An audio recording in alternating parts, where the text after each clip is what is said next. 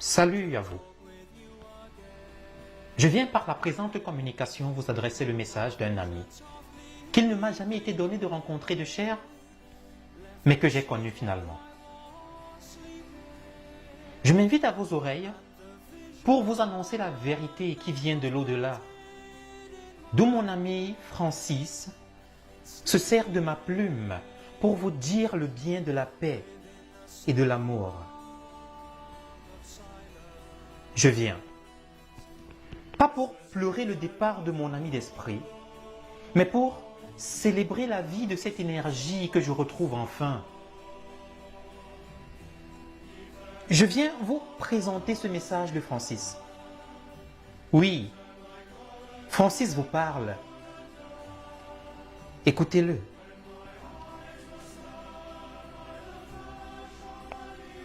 Il est dit ici et là que l'année en cours serait maudite.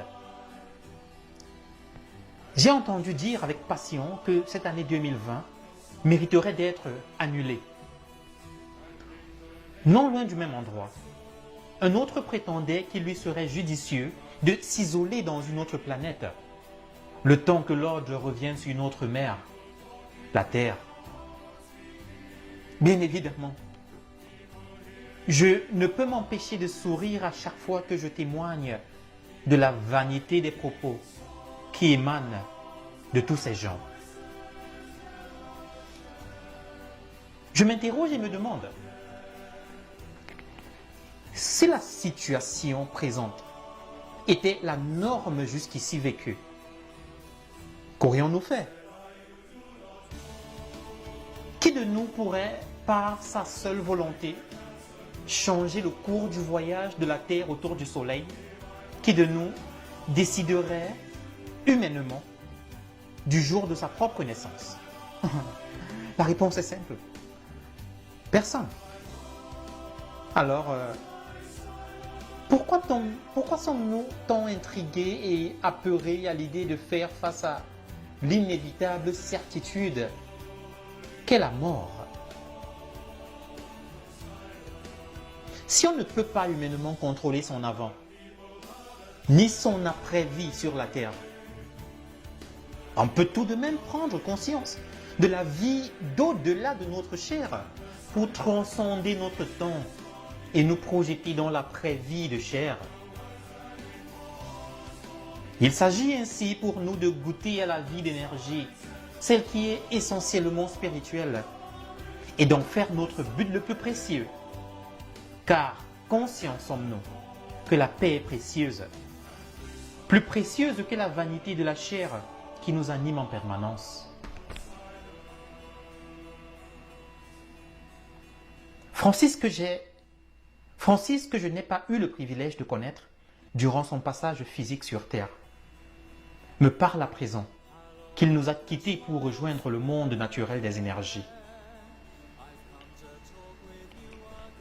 Francis a mené la vie que l'homme fier et libre dans sa tête mènerait. Francis se savait beau. Il n'avait pas de doute sur son intelligence. Francis forçait l'admiration par son charisme et son autorité. Francis aimait chaque jour beaucoup plus son épouse, mais surtout ses enfants. Francis vivait, comme qui dirait, à 100 à l'heure.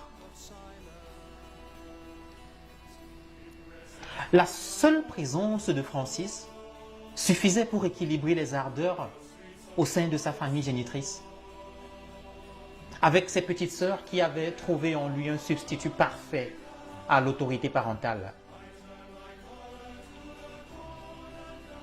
Francis était dans le monde. Il ne prêtait pas toujours attention à ce qui nourrissait son âme, car trop occupé était-il à soigner son apparence physique. Le nom de Francis devait d'être important et fort. La réputation de Francis se devait d'être des plus propres. Francis était disponible pour tous. Et il le faisait de manière systématique, de sorte que les traces derrière lui soient et restent positives. Francis aidait à tour de bras, avec calcul souvent, car il savait que la main qui donne un billet en reçoit plusieurs. Bref, Francis vivait comme le recommande la vie dans le monde, c'est-à-dire en toute vanité. Je n'ai pas connu Francis en ces temps-là, car il n'était pas opportun pour nous de nous rencontrer. Pas encore. Aujourd'hui qu'il n'est plus, Francis me parle plus qu'il ne l'a jamais fait avec personne d'autre. Francis me parle de son expérience de vie. Francis me recommande d'aimer ma mort, de l'embrasser en toute paix et amour, car c'est ainsi qu'il est parti, Francis, en paix et plein d'amour, me dit-il aujourd'hui. Francis a vécu d'une santé précaire ces dernières années de vie de chair. Mais ceci ne l'a en rien empêché de mener la vie de sourire que l'on lui connaissait depuis sa naissance. Néanmoins, il a su comprendre que sauver son âme pour respirer la pureté de l'énergie originelle vaut mieux que passer pour l'homme le plus riche de vanité.